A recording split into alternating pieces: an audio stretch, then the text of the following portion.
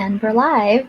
We are back. Roy and I are back for This Is Not Advice. Today is day 88. And this week we've been talking about differences between working at a big org or a startup and kind of the questions that might come up. And so this one's interesting because it is from a friend of yours, I believe, Roy.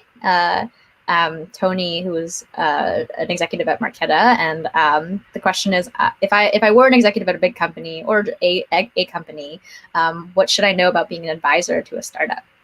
Yeah, so this is from Tony Ford, and maybe we'll reply on Twitter. He can what he thinks about this answer.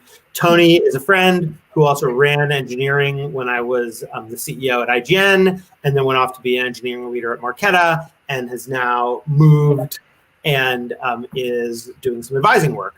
And so the first thing I just say is, it starts with, why do you want to be an advisor? Like, you might get asked, you're like, well, this is flattering. And the real reason is, the reasons can vary.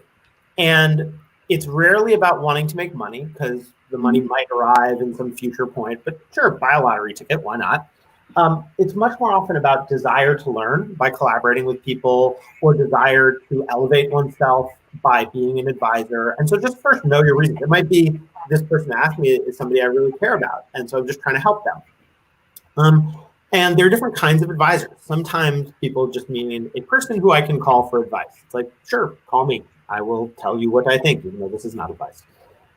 Sometimes it is about using your name privately or publicly. And then you just have to think about whether or not you wish to have your name used in that way. We'll get to that in a second.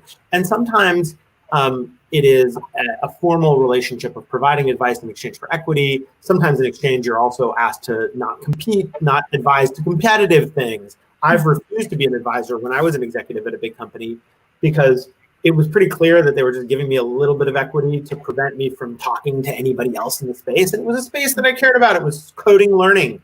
And so I didn't want to do that. So there's kind of a package of gives and gets, knowing why you're doing it.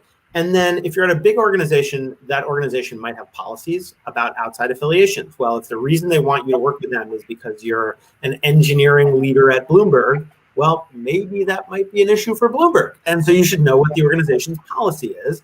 And then ethically speaking, I strongly believe that you should just do it transparently. You should disclose it to whoever you work for, and make sure they know, especially if there's anything around the startup you are advising, talking about your advice in public. It's like, well, they may actually really be trying to borrow the brand of your employer, saying like, well, Google executive such and such is an advisor. And if that's the case, that brand is not just yours and yours alone. So you have to be careful about how to use it. And then what does the relationship actually look like? It varies a ton. Sometimes they just want your name and they'll never talk to you again. I've had that happen. I was an advisor once to a startup. They wanted to list me in a press release. I was good with that. They never contacted me again. In fact, they didn't even send me the documents about being an advisor. I had to chase them. And then eventually they sent them, and awkward things can happen. I once had some folks ask me to be an advisor. I cleared the conflict with News Corporation when I was working, and then they never followed up. And that was really annoying because I went and did all this work to be permitted to do it and spent my internal political capital. Anyway, whatever. So there is paperwork? What's that? So there is like paperwork?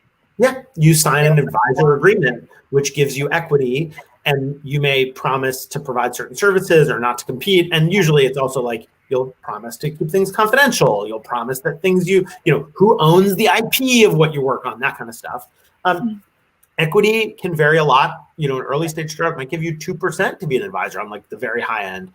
10 basis points or a quarter of a point is much more common. And the kind of single most common thing is you're available to them as they have questions, and they might talk to you once every couple of weeks, once a month. Sometimes you'll have a regular standing meeting, and that can vary, but you just have to kind of work that out with the person. So that's what you can expect and know. It's less like, here's one big principle, and more, here are a package of things that might come up that you should be aware of. Yeah. But I mean, this kind of is like the flip side to like, how do I ask to get paid for work, right? And so, or a different version of it. And so, I don't know, that's super helpful to know how you should talk about it. Yeah. And I think it's a close cousin. A lot of the issues are close cousins to if you have the money to be able to invest in that startup. The same conflicts issues can come up, whether they're giving you equity in exchange for labor or they're giving you equity in exchange for your cash. The issues are actually fairly similar. And the policies can be similar at big companies too. They might have a conflicts review committee. A lot of tech companies have this. Where it's like, yeah, you can angel invest, but we just want to check it out. A lot of executives avoid that. Like when I say that, their company may have a conflict review committee, but they just don't know and skip it.